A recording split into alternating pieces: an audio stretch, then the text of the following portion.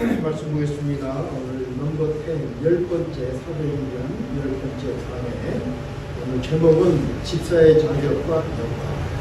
그래서 사도행전 6장 1절부터 7절의 말씀을 가지고 생각하면서 6장 1절 시작. 그때 제자가 더 많아졌는데 헬라파 유대인들이 자기의 과부들이 그 매일 군비에서 빠짐으로 히브리파 사람을 원망했다. 12사도가 모든 제자를 불러 이르되 우리가 하나님의 말씀을 제쳐놓고 궁패를 일삼는 것이 마땅치 아니하니 형제들아 너희 가운데서 성령과 지혜가 충만하여 칭찬 듣는 사람 즐거움을 인사라 우리가 이 일을 저에게 맡기고 우리는 기도하는 것과 말씀 전하는 것은 전반이라 하니 온 무리가 이 말을 기뻐하여 믿음과 성령에 충만한 사람 스데반과 또 빌립과 브로보로와 니가노르와 디몬과 바메니아와 유대교에 입교한 안디옥 사람 니골라를 기다려 사도들 앞에 세우니 사도들이 기도하고 그들에게 안수하니라. 하나님의 말씀이 점점 왕성하여 예루살렘에 있는 제자의 수가 더 심히 많아지고 큰 제사장의 무리도 이 도에 복종하니라. 오늘은 이 교회 집사의 자격과 역할에 대해서 본문을 가지고 두 번, 세 번 더 연결해서 말씀을 듣게 했습니다. 주님의 성령 주님의 성령 지금 이곳에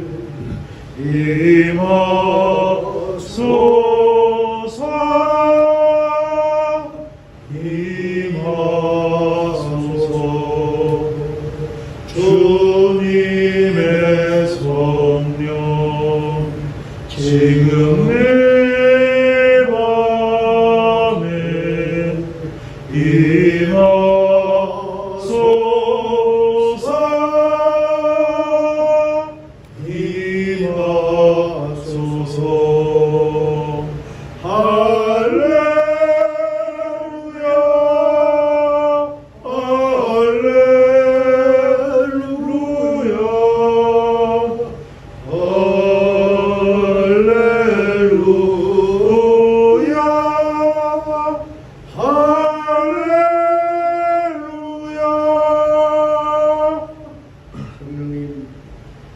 우리의 메마른 심령에 단비처럼 임하여 주시고 성령님 비어있는 우리의 심령 속에 충만하게 임하여 주셔서 오늘 주님의 말씀과 완전히 연합하는 귀한 시간으로 축복해 주시옵소서.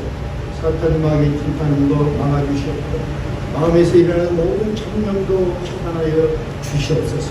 온전히 말씀 안에서 저희들이 정말 우리가 선택받은 하나님의 종으로서 우리의 역할과 몫은 무엇인가 다시 한번 생각하면서 우리가 이 땅에 태어났고 하나님의 백성 된 그 이유와 또 책임을 감당하는 우리 모두가 될 수 있도록 이 시간 다시 한번 성령님 축복해 주시옵소서. 간절한 마음으로 우리 주 예수 그리스도 이름 받들어 기도드렸사옵나이다.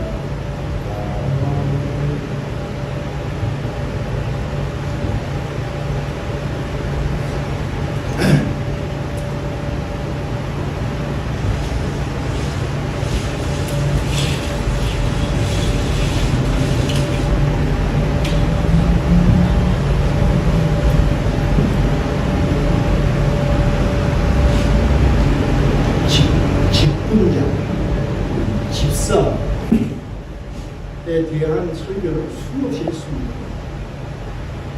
청지기 그래서 많은 설교를 했는데 지난 30년 수없이 설교를 했지만 정말 집사다운 집사로 하나님의 일꾼다운 일꾼으로 양육한 사람이 몇 사람이 되었습니다. 설교를 통해서 변화받아서 참 하나님의 일꾼의 모습으로 인격적으로 삶 속에서 증명되는 사람들이 몇 사람이 있습니다. 생각을 해봤습니다. 근데 몇 사람이 안 돼요.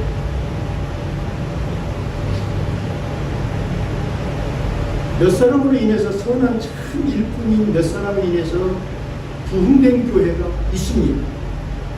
굉장히 그 사람을 위해서 엄청나게 분된 교회가 있는데, 그런데 그런 교회는 소수입니다. 반면에 수많은 교회가 건강하게 잘 성장하다가 교회가 깨어져 버리고 상처받은 것은 잘못된 직분자를 선택했던 결과였습니다. 그래서 많은 교회가 상처를 받고 그 교회가 깨어져 버려요. 그 상처를 치료하는 데는 10년, 15년이 걸리는 아픔의 연속이 과거에도 현재에도 앞으로도 진행이 되는 것입니다. 그래서 문제는 이런 모든 문제가 어디서 발생했느냐? 성경에서 가르친 지침대로 하지 않았기 때문에 이 집사를 임명하는 목사도 하나님이 말씀하신 성경에서 가르쳐줄 원리를 벗어나서 현실에 타협하다 보니까 자격이 안 되는 사람을 지도자로 삼아서 결국에는 그로 인해서 교회가 깨어져 버리는 우울을 범하고, 그래서 이 목사를 또 깨닫는 것이 아니라 그 실수를 또 반복을 합니다. 성도들도 마찬가지로 직분자의 역할이 무엇인가, 그 역할을 알지 못합니다. 이것이 명예나 감투로 생각을 탐을 만들고 자에게 불이익이 오면 분담을 만들어서 교회에게 상처를 주는 너무나 많은 사건들이 있음을 생각합니다. 그래서 어떤 예를 들 것이 아니라 성경에서는 직분자를 세우는데 어떤 자를 세우는가, 그 원리만큼은 우리가 분명히 알고, 앞으로도 우리 두 분 목사님 여기 있는데 우리도 이 말씀대로 성경에서 말씀하신 그대로 우리가 집행을 해야 될 것이고, 우리 성도님들도 성경에서 말씀하신 그대로의 직분을 감당을 해서 정말 하나님 앞에 칭찬받는 우리 모두가 되기를 소망하면서 말씀을 준비했습니다. 준비하면서 너무나 하고 싶은 말이 너무나 많아요. 또 그러면서도 부끄러운 것도 너무나 많아요. 오늘 아까 다시 한번 생각합니다. 우리가 교회를 오늘 또 잠깐 열심히 나오려고 하는 임치 못하는, 근데 저는 슬퍼요. 마음이 무척 아픕니다. 왜? 좋은 예수님의 제자가 돼야 되는데 되지 못하는 그 부분이 너무나 마음이 아프고 안타깝습니다. 화가 났습니다. 근데 또 기도하는 생각이 왔어요. 내가 영적으로 보호할 사람입니다. 내가 영적으로 온전히 보호하지 못했기 때문에 어떤 허점이 일어나서 네가 또 틈타서 넘어지고, 그리고 하나님 앞에 내가 회개했습니다. 열심히 기도하지 못하는 것 죄송합니다. 열심히 살피고 열심히 기도해서 주님의 온전한 제자가 될 수 있도록 노력하겠습니다. 이렇게 했습니다. 교회 안에도 마찬가지로 성도를 위해서 정말 성도가 참 예수님의 제자, 참 교회 지도자가 되게 하기 위해서 얼마나 열심히 하느냐, 이건 우리 목회자가 돌아보야 할 아주 중요한 일입니다.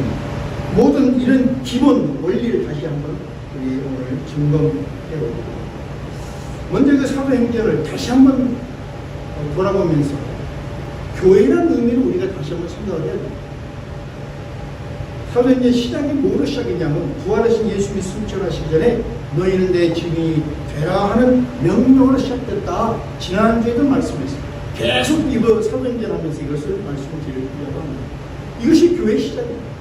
그 명령을 그 명령대로 하겠습니다 하고 모인 사람들이 성도입니다. 현재 누가 성도예요? 성도의 정의가 뭐죠? 이건 너무 중요한 겁니다. 예수님이 너는 나의 증인이 되라. 이제부터는 예수님의 증인대로 살겠습니다 하고 맹세한 사람들이 성도예요. 알겠습니까? 교회에 나온다고 성도가 아닙니다. 이거 지금 자꾸 내가 반복을 합니다. 기억하시기 바랍니다. 성도란 뭐냐? 성도란 예수의 말씀대로 살겠습니다 하고 고백하고 모인 사람들이 성도다. 오케이?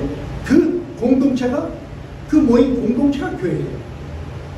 그냥 교회가 세워서 간판 세우고 예배 드린다고 해서 교회가 아니라 예수님의 뜻대로 예수님의 증인으로 살겠습니다 하고 모인 성도들, 그 모인 공동체가 교회다. 이게 교회 참 의미입니다. 그랬더니 이렇게 모인 그 성도들에게 예수님이 약속하신 성령을 보내주셨어요. 그래서 성령 충만은 누가 받느냐면 예수님 말씀대로 하겠습니다 하고 맹세하고 기도하는, 하나님의 능력을 하겠습니다 하고 기도하는 그들에게 성령이 충만하게 역사하셨습니다. 성령 충만에 대한 원리를 여러분 이해할 수 있기를 바랍니다.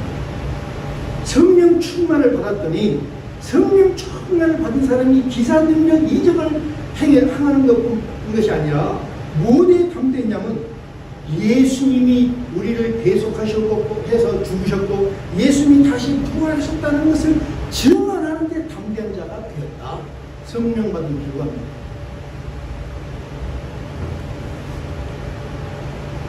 그런데 교회가 세워지고 성령 충만이 되고 복음이 전파되어서 세상의 주의가 변화를 받으니까 두 가지 역사가 현상이 일어났다. 이건 원리입니다. 두 가지 현상이 일어났는데 하나는 예수 이름으로 기적이 일어나더라. 예수 이름. 여러분 예수 이름을 선포하면 기적이 일어나는 걸 믿으시면 아멘. 아멘. 하나님의 일이니까 하나님의 방법으로 일하면 하나님의 일이 역사가 일어납니다. 그것을 세상 사람들은 기적이라고 말해요. 왜? 상식을 벗어나요. 그런데 기적만 일어나는 것이 아니라 시기와 질투도 함께 일어나서 핍박과 박해가 함께 일어난다. 그래서 복음이 가는 곳에는 기적과 함께 박해가 일어난다. 이것도 여러분 기억할 수 있습니다. 그래서 교회뿐만 아니라 우리 개인사도 마찬가지입니다. 우리가 더욱더 주님 앞에 가까이 가면 내 삶 속에 주님을 더욱더 체험하지만 반대로 더 많은 환난과 고난과 박해와 핍박이 우리의 삶 속에 온다. 동의하시면 아멘. 아멘. 그렇다고 그런 고난이 무서운데 도망갑니까? 도망갈 수가 없는 거죠. 그런 핍박을 물리적으로는 모든 박해를 성도들은 다 이겨냈어요. 그 이겨낸 방법이 뭐였냐면 합심 기도였다. 기적은 예수 이름으로 이루어지고 박해가 오는데 어려움이 오는데 시험이 오는데 그것을 어떻게 이겼느냐? 교회에서 합심 기도로 이겼다. 이것은 원리입니다. 교회가 어려움이 있습니까? 성도들이 합심 기도를 해요. 목사 혼자 기도가 아니라 합심 기도를 해요. 그것이 교회 공동체입니다. 목사는 그 합심 기도를 인도하는 자예요. 이것도 이해되시면 아멘. 아멘. 그래서 모든 물리적인 외부적인 압박, 핍박을 다 물리쳤습니다. 그런데 외부적인 것보다 더 무서운 것은 뭐냐면 내부적인 것입니다. 내적인 박해가 더욱더 문제가 일어나고 내부적인 문제가 더욱더 우리를 힘들게 합니다. 엘리야가 엘리산 전투에서 750대 1의 영적인 전투를 해서 승리했습니다. 외부적인 것. 다 이겼어요. 그런데 자기 개인의 목숨을 노리는 소리를 듣고는 놀래가지고 도망자가 되어버렸어요. 광야로 숨어버렸어요. 개인에게 다가오면 개인의 문제를 가지고 이렇게 약해지는 것입니다. 외부적인 문제를 이겼더니 이번에는 외부적인 박해가 아니라 교회 내부에서 문제가 일어났습니다. 그 문제가 뭐냐면 지금 교회는 아주 아름다운 공동체가 됐어요. 모두가 성령 충만하고 모두가 사랑을 가지고 서로의 어려움을 나누고 모임은 기도하고 모임은 찬양하고 서로를 돕는 아름다운 교회에 뭐가 문제가 발생을 했는데 역이민으로 온 헬라파 사람들이 차별을 받는다. 우리가 차별을 받는다. 이제 분쟁이 시작된 것입니다.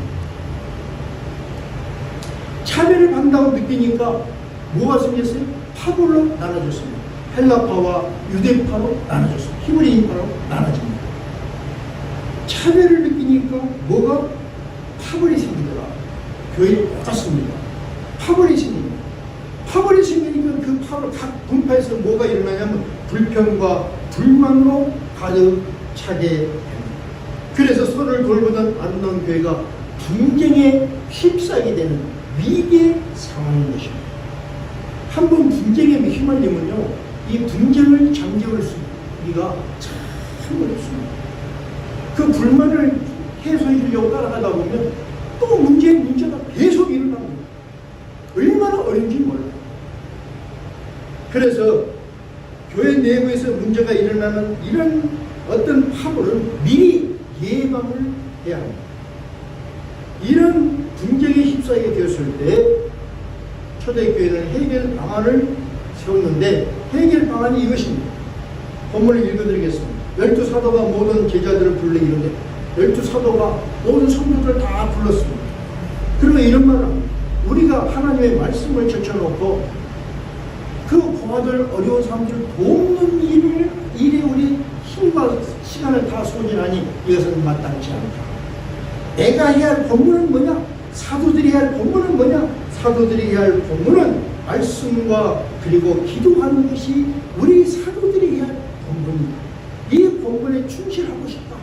그러므로 너희들 중에서 성령과 지혜가 충만하여 칭찬 듣는 사람 7을 택해라. 우리가 이런 모든 교회 성도 돌보는 일들을 그들에게 맡기고 우리는 말씀과 기도에 전무하겠다. 이렇게 해서 팀 사역을 하게 되는 것입니다. 다시 말하면 사도의 일과 집사의 일을 분담하는 팀 사역이 시작이 됐다. 오늘 이 본문을 가지고 우리는 두 가지를 생각을 해보기로 합니다. 첫째는 분담 사역의 중요성을 한번 잠깐 살펴보기로 원합니다. 그 분담 사역을 하는 집사의 자격과 역할에 대해서 성경적으로 생각해보면 예를 들면 수많은 예를 들 수가 있습니다. 왜 이렇게 집사가 잡사가 되었는지 수많은 것을 이야기해 볼 수 있으나 원칙적인 것만 오늘 참고해 보려고 합니다. 분담 사역의 중요성. 여러분, 교회라는 공동체는 누구 한 사람이 운영하는 것이 아니라 모두 함께 운영하는 것입니다. 동의하시나요? 네. 어떤 사람들이 어디 교회 가십니까? 아, 김승희 목사님 교회 가요. 대답 맞습니까?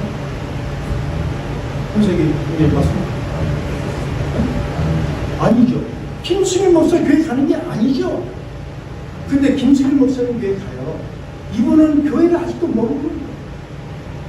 교회는 분담 사역을 합니다. 성도 모두에게는 자기 역할이 있습니다. 지금 우리가 각자 역할이 있듯이 성도의 모두에겐 자기 역할이 있습니다. 그리고 자기 역할에 대한 책임이 있습니다. 마지못해서 그냥 하는 것이 아니라 책임이 있습니다. 그리고 그 책임에 따른 칭찬과 질책을 받는 것입니다.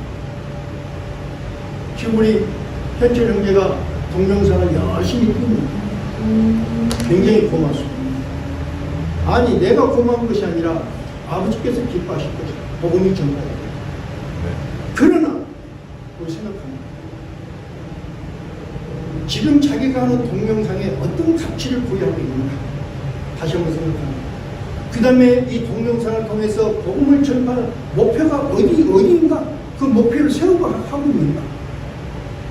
2년을 했는데 2년 전과 지금과 얼마만큼 발전이 있는가? 얼마만큼 확대되었는가?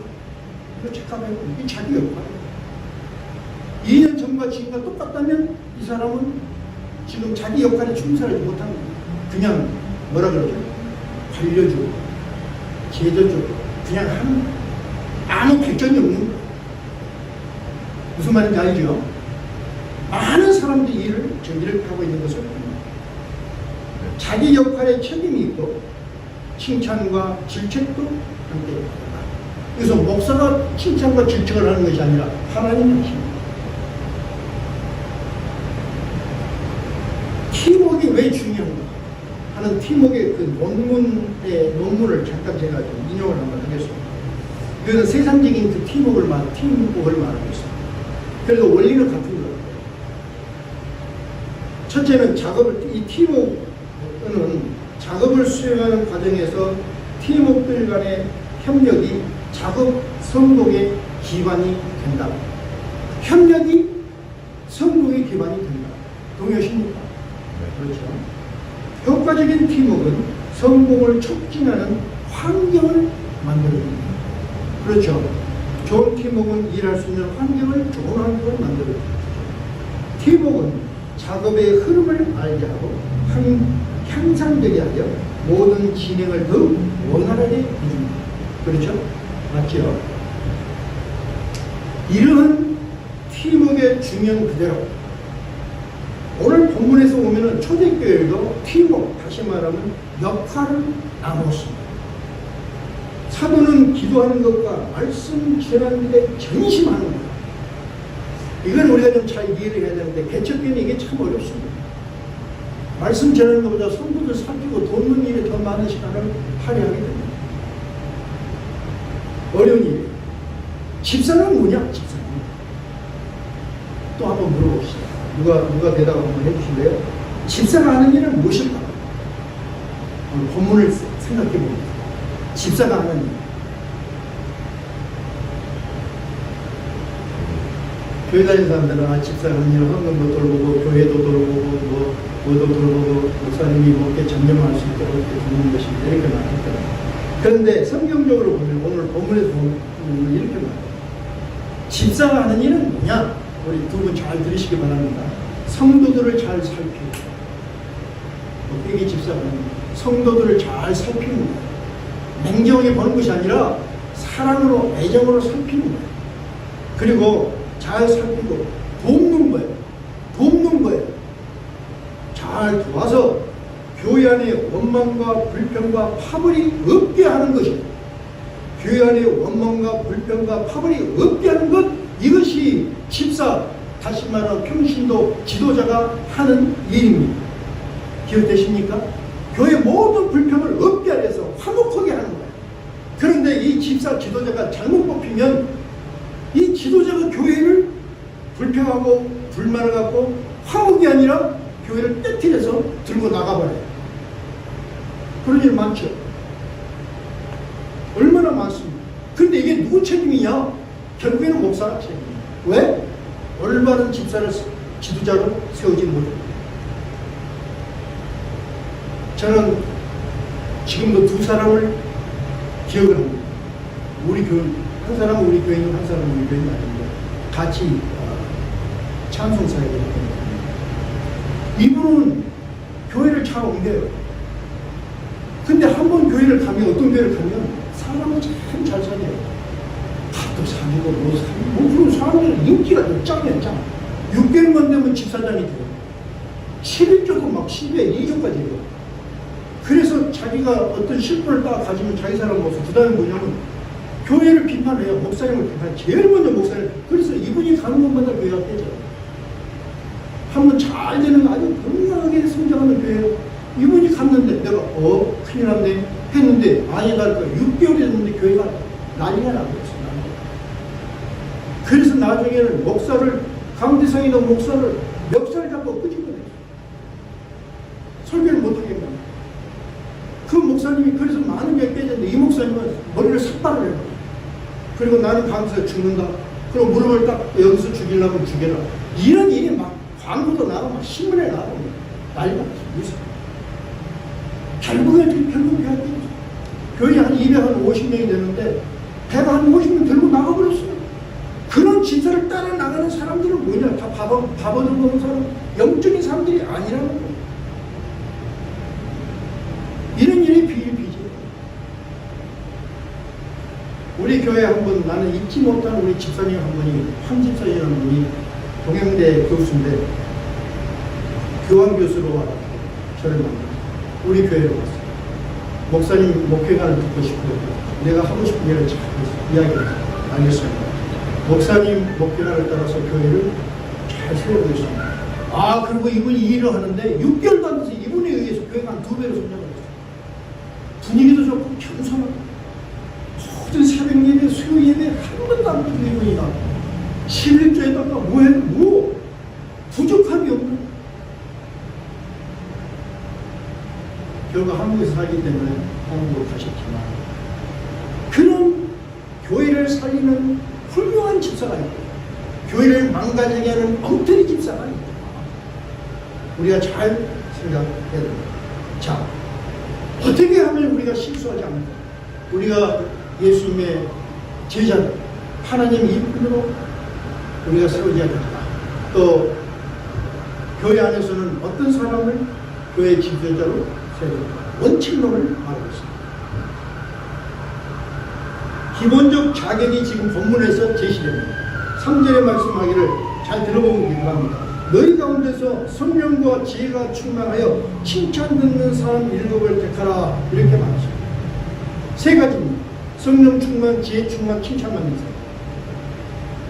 교회 일은 영적인 것 때문에 영적인 사람이 아니면 교회 일을 맡기면 안 됩니다. 안 되는 겁니다. 그런데 자꾸 맡기는 거예요. 일 잘하면, 인간적으로 순종 잘하면, 이것이 문제예요. 자기 본분이 뭔지를 몰라요. 지혜가 없는 사람입니다. 학식은 많아도 지혜가 없는 사람을 교회 일을 시킵니다.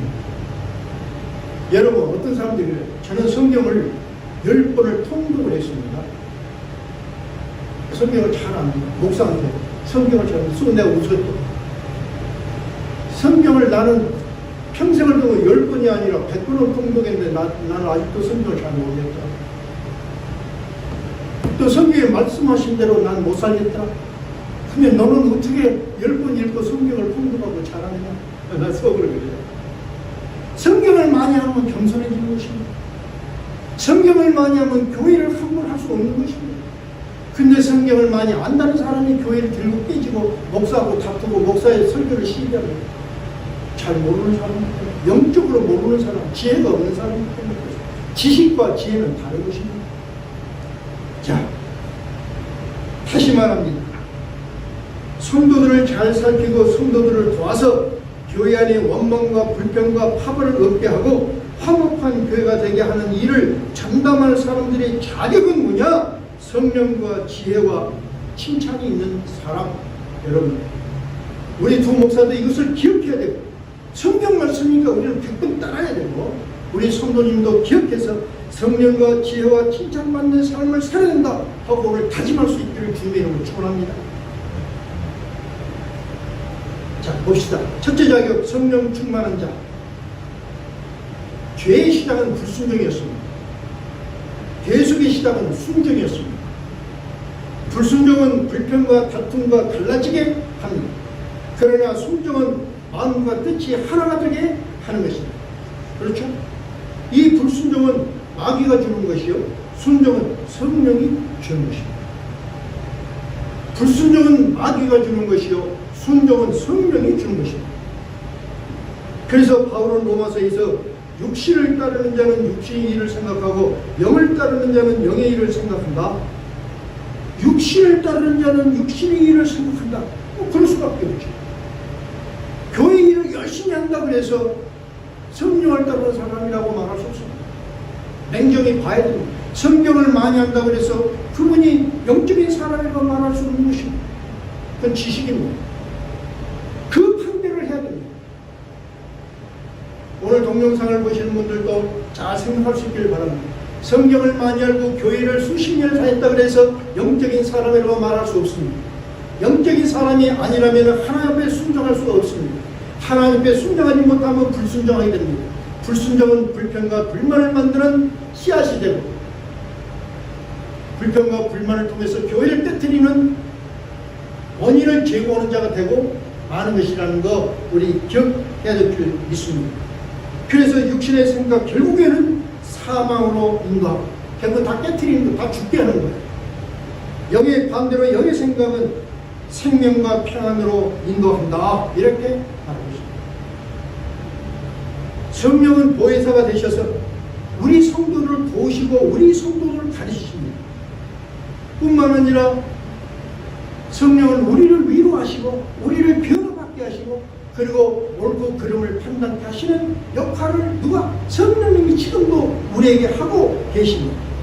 그래서 성령 충만한 사람, 성령 충만은 어떤 사람이냐? 성령의 인도하심에 민감하게 반응하는 사람. 성령 충만을 다른 말로만 성령이 역사하시고 성령의 인도하심을 민감하게 반응한 사람, 이 사람이 성령의 사람. 성령에 민감하면 순종함이 나타납니다. 성령에 민감하면 그 순종이 나타나고 그 성령 안에서 얻은 그 순종은 무엇을 줍니까? 평안을 줍니다. 평안이 영적 평안을 가진 사람이 삶의 기쁨을 얻습니다. 물질을 많이 얻는다고 해서 삶의 기쁨을 얻는 것이 아니라 내 삶의 참 기쁨은 어디서 얻는가? 영적인 평안에서 오는 것입니다. 이 삶의 평안과 기쁨이 있는 사람이 다른 이들을 위로할 수 있고 도울 수 있는 것입니다. 내 마음이 복닥거리는데 누구를 위로하고 복음을 전하고 위로할 수 있습니까? 내가 마음에 평안이 있어야, 내 마음에 기쁨이 있어야, 내 마음에 소망이 있어야 다른 일을 기쁘게 할 수 있습니다. 지난주는 너무너무 더웠는데 에어컨 좀 스위치 하나를 잘못했고 팬이 안 돌아간 걸 몰랐어요. 그래가지고 우리는 5일 동안 에어컨이 없이 살았어요. 그러니까 나온 데 안에 드라이어가 막 뜨거운 것이 돌아가는데 그 안에가 얼마나 덥습니까? 밖에는 110도, 안에는 한 120, 한 5도 됐습니다. 아유, 손님들이 미안해서 내가 어쩔 줄 몰라. 나는 차 안에 에어컨 틀어놓고 차 안에 하루 종일 있었어. 그러고 들어가 손님들 오면 손님들 위로하고. 근데도 마음에 하나님이 도와주시지. 우리 이 손님들이 불평 없게 해주십시오. 하고 손님들한테 얼음 가져다 주고. 불평한 사람은 하나도 없어요. 내가 웃으니까 다 웃어요. 내가 찡그리면 다 찡그릴 텐데 그 더위에서 다 웃어요. 얼음 가져 하나 갖고 다 웃고. 뭐 비즈니스는 반토막 났지. 그러나 내가 기쁨이 있으면 기쁨을 주니까 다 기뻐요. 그런데 하나님께 기도했어요. 하나님, 이거 어떻게 하면 좋습니까? 에어컨을 다자니 뭐 만불을 달라고 그러고. 아이고, 이거 큰일 났습니다. 그런데 하나님이 지혜를 주셔서 모리에게 지혜를 주고 모리가 문제를 딱 찾아냈어요. 그리고 오늘부터 시원해요. 할렐루야. 그래서 하나님 감사합니다. 그리고 오늘 아침부터 찬양을 했어요. 하나님 감사합니다. 찬양을 했더니 아침부터 손님들이 막 물밀듯이 와요. 그래서 할렐루야, 우리 찬양합시다. 얼마나 기쁩니다. 내가 기쁘면 모든 기쁨이 전달되는 거예요. 그 기쁨의 근본은 어디서 오느냐? 영적인 거예요. 영적. 이런 환난 속에서 주님이 지켜주신다는 영적인 기쁨, 그 순종이 있을 때 평안이 오고, 평안의 삶은 기쁨이 오고, 기쁨이 있을 때 다른 사람을 위로할 수 있다. 그래서 첫 번째 자격이 성도들을 위로할 수 있는 그 사람은 누구냐? 성령에 민감한 사람. 성령에 민감한 사람.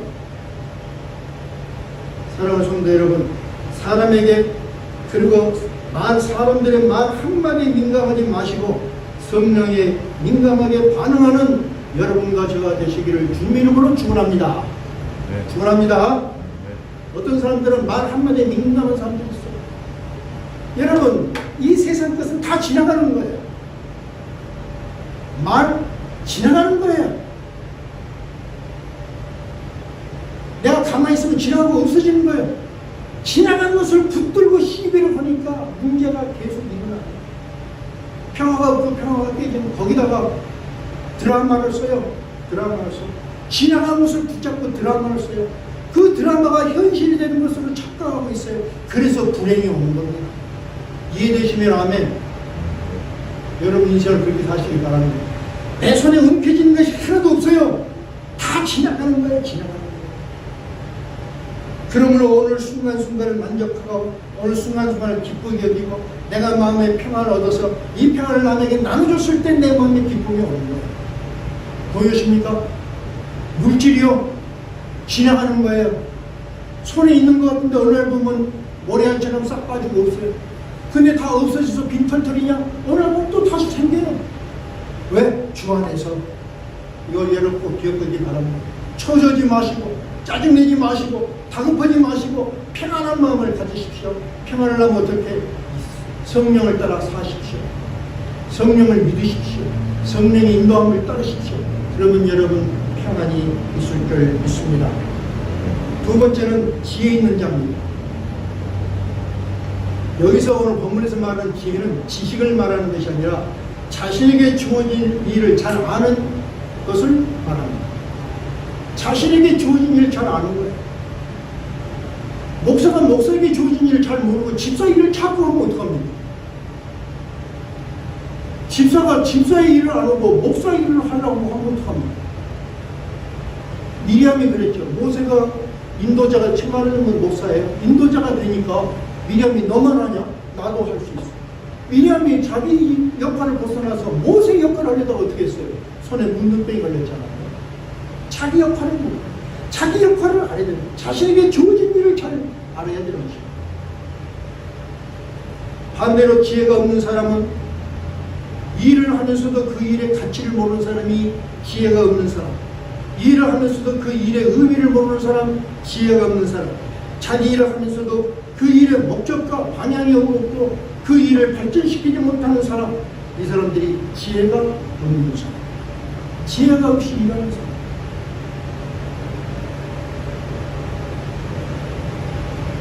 우리 현수경제는 컴퓨터 프로그래밍입니다. 컴퓨터 프로그래밍은 프로그램만 하는 것이 아니라 환경과 여러 가지 상황에 따라서 크리에이티브를 해야 되죠. 발전시키고 창조적인 일을 해야 되죠. 그 일은 그런 일이에요. 발전시키는. 잘 발전시키면 대박이 납니다. 근데 대박을 못 치는 사람은 그냥 프로그램에 따라서 하는 거예요. 그러면 영원히 발전이 없는 것입니다. 똑같은 거예요. 목사와 교사는 잘 가르쳐야 하고, 장로는 잘 돌보고 다스려야 하고, 집사는 구제와 관련된 재정의 업무를 잘 돌봐야 하고, 권사는 어려운 성도들을 잘 위로해야 하는 것. 모든 직분은 일을 하기 위해서 주어진 것이요, 이것을 섬김이라고 말하는 것입니다. 오늘 1절에 보면은 구제라는 말이 나오는데, 그 구제 원어를 보면은 디아코니아입니다. 디아코니아는 섬김.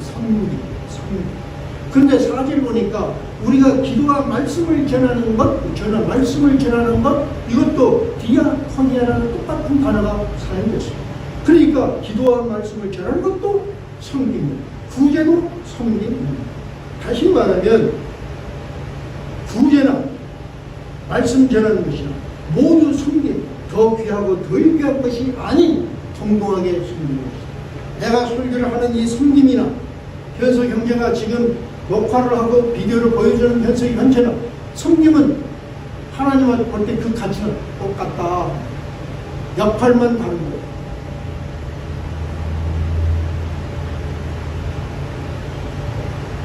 우리 모두 예수 그리스도의 복음 때문에 설교를 하고, 예수 그리스도의 복음 때문에 주방 부흥일을 하고, 예수 그리스도의 복음 때문에 주일학교 아이들을 가리키고, 예수 그리스도의 복음 때문에 화장실 청소를 하고, 모든 것이 섬김, 디아코니아인 것입니다. 그러므로 지혜가 충만한 사람은 누군가? 지혜가 충만한 사람은 자신이 맡은 은사를 잘 알고 자신이 맡은 일을 잘 하는 사람이 지혜 있는 사람입니다. 저는 두 분에게 부탁을 하고 싶은 것은 자신이 하고 있는 일을 발전시키십시오. 저는 그냥 그런 말을 했어요. 우리 성가대 보고, 왜 성가대가 교회 안에서만 성가하고 끝나느냐? 교회 안에서 성가를 했으면 밖으로 나가야지. 밖으로 나가라.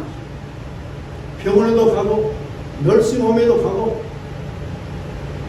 하스피스에도 가고 가야지. 왜 교회 안에서만 연습하고 끝나느냐? 교회 안에서 연습하고 자기끼리 찬양하고 주일날 한번 찬양하고 자기끼리 어디 가서 식사하고, 그것은 참 섬김이 아니다.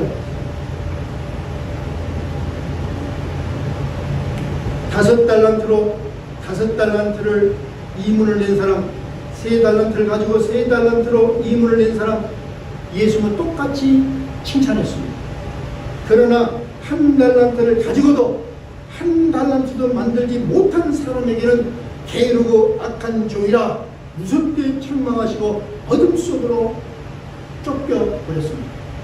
우리가 기억해야 됩니다. 사랑하는 성도 여러분, 자신에게 맡겨준 일을 잘 감당하시기를 바랍니다.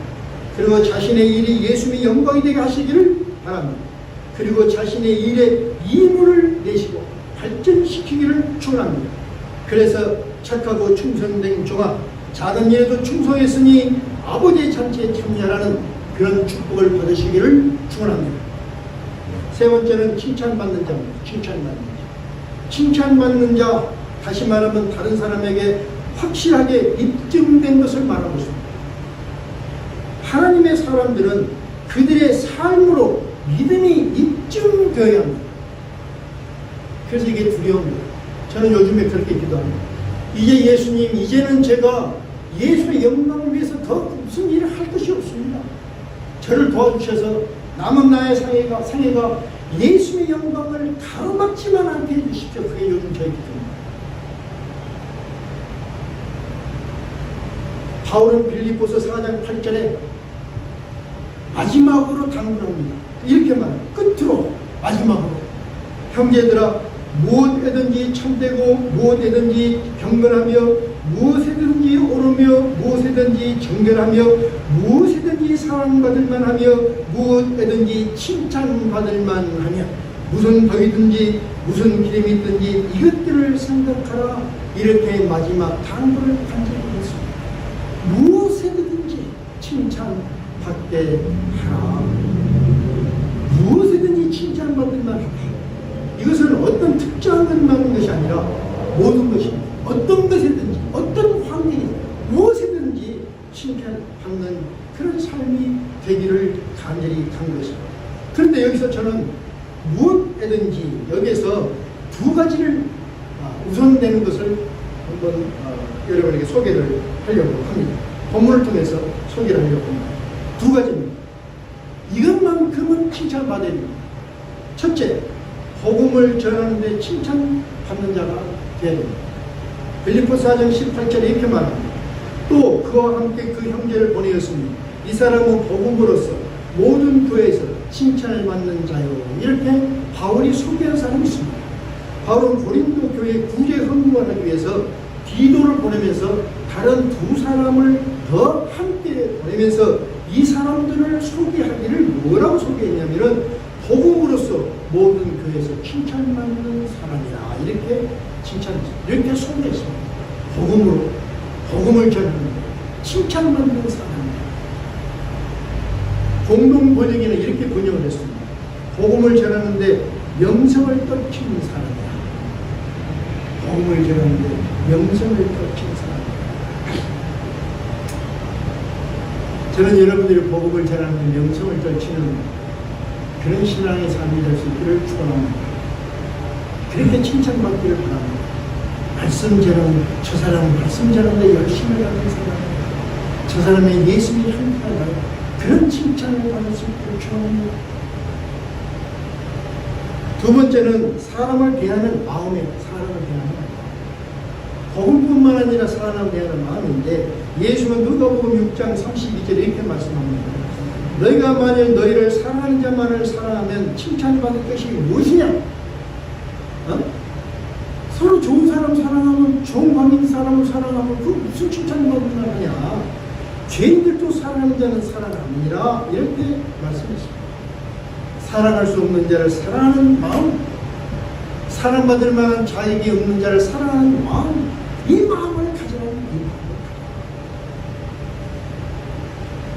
잠언 12장 8절에 이렇게 말합니다. 사람은 그 지혜대로 칭찬을 받으려니와 마음이 굽은 자는 멸시를 받는다. 마음이 굽은 자는 뭡니까? 사람을 사랑하지 못하는 마음이 사람을 사랑하지 못한 자는 멸시를 받는다. 이렇게 말했습니다. 세상에 두 부류의 사람이 있습니다. 첫째는 남들이 필요로 하는 것을 알고 있는 사람, 둘째는 남들이 필요로 하는 것을 모르는 사람. 다른 사람의 필요를 알고 다른 사람의 필요한 사람이 칭찬을 받습니다. 그래서 우리가 어떤 사랑한다는 마음은 어떤 마음입니까? 저 사람이 무엇이 필요한가? 살펴보는 마음, 그리고 그 필요를 어떻게 채워주려고 하는 마음, 그것이 사랑하는 마음. 어느 신문기자가 작은 박스 기사를 썼는데 이렇게 썼습니다. 어느 날 재래시장 앞을 지나갔는데 작은 가판대에서 물건을 두고 장사를 하는 아주머니가 나를 보면서 이런 말을 합니다. 지금 금방 물건을 사고 가는 저 아주머니를 한번 보세요. 저 아주머니, 저 사람은 교회 다니는데 그런데 참 착해요. 교회를 다니는데도 저 사람은 참 착해요. 이런 말을 하고 이 말을 들은 이 기자는 충격을 받았습니다. 정말 예수 믿는 사람들이 얼마나 인색하고 얼마나 얕게 살았으면 이런 말을 할 수 있습니다. 그렇게 충격을 받았다고 글을 썼습니다. 잠언서 27장 2절에 타인이 너를 칭찬하게 하고 내 입으로는 하지 말며 외인이 너를 칭찬하게 하고 내 입술은 하지 말지니라. 이렇게 말씀하고 있습니다. 칭찬은 보존할 수 있다, 신뢰할 수 있다는 뜻입니다. 하나님이 일꾼을 모든 것에서 신뢰를 받아야 합니다. 여러분 언어에 신뢰를 받을 수 있기를 바랍니다. 약속을 철저히 지켜서 신뢰를 받을 수 있기를 바랍니다. 이렇게 신뢰받는 사람이 교회 일꾼이 되어야 합니다. 결론을 맺겠습니다. 하나님의 일꾼의 자격은 뭐냐? 성령과 지혜로 칭찬받는 사람이다. 이것을 우리 기억할 수 있길 바랍니다. 맡은 일은 뭐냐? 성도를 돌봐 교회를 화목하게 하는 것입니다. 이것이 맡은 일입니다. 베드로는 당부합니다. 너희 믿음의 확실함은 불로 연단하여도 없어질 금보다 더 귀하다. 왜 더 귀하냐? 왜냐하면 예수 그리스도께서 나타나실 때 칭찬과 영광과 존귀를 얻게 하시기 때문이다. 그랬습니다. 여러분 우리 모두 사람에게서 칭찬이 아니라 하나님께 칭찬받는 자가 될 수 있기를 바랍니다. 그리고 주님이 다시 오실 때 칭찬과 영광과 존귀를 받는 우리 모두가 되시기를 우리 구주 예수 그리스도의 이름으로 축원드립니다. 요 아버지 하나님, 이 시간 머리 숙여 기도합니다. 성령님 우리 모두에게 함께해 주셔서 우선 우리 목사들에게 지혜 주셔서 성령과 지혜가 충만하고 그래서 세상 가운데 칭찬받는 자, 입증된 자, 신실한 자, 믿을 수 있는 자, 아버지 이들을 가려꼽는 영안을 주시고 이들을 교회 지도자로 양육하기 위해서 피와 땀을 쏟아내는 우리 모두가 될 수 있도록 축복해 주시옵고 우리 성도들은 정말 성도의 직분, 교회 지도자, 평신도 지도자의 직분이 교회를 평화롭게 하고 불평, 불만을 막고 화목하게 하는 것이 직분이라는 것을 생각하면서 아버지 하나님 정말 아버지 하나님 복음의 열심을 갖는 칭찬받는 삶을 살 수 있게 도와주시고 성도들을 바라보는데 애정이 담긴 마음을 허락하여 주셔서 이 애정의 마음과 아버지의 복음을 전하는 아버지의 영적인 마음 함께 이 마음으로 교회를 섬기는데 부족함이 없는 자 이 시대 우뚝 선 복음의 거인들로 아버지 우리 성도들을 축복해 주시옵소서. 하나님의 일꾼의 자격은 성령과 지혜로 칭찬받는 사람이라는 것을 아버지 하나님 저들이 다시 한번 생각하면서 성령과 지혜로 칭찬받는 삶을 살리라. 그렇게 내 삶을 만들어 가리라. 성령 안에서 이런 삶을 살리라 다짐하며 세상을 향해 다시 출발하는 초대교회 성도님들 그리고 함께 예배드린 동영상으로 예배드리는 모든 분들 위해 성부 성자 성령의 놀라운 능력과 역사 인도 충만하심이 영원히 함께 하옵시기를 간절히 축원드리옵나이다.